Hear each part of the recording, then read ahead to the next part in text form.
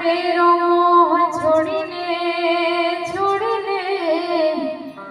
હું મારા રામને રટતી હતી. દેવકીના દરબારમાં ન આવે વરણ્ય ઢાર.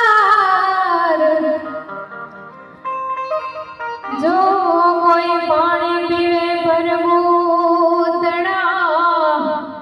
તો મટી જાય અંતરનો વિખવાદ. પાણી પીવે ભરભૂતણા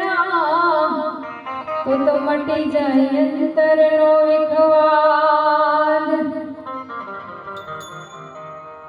સુખધામ આશ્રમ ને એમાં શ્યામદાસ બાપુનું સાનિધ્ય ને આવી સરસ રામદેવ રામાયણ બાપુ વાંચે છે. અને આજે આપણે ભવ્ય સંતવાણી નિમિત્તે મળ્યા છે કે હવે વાણીઓની શરૂઆત કરીશ.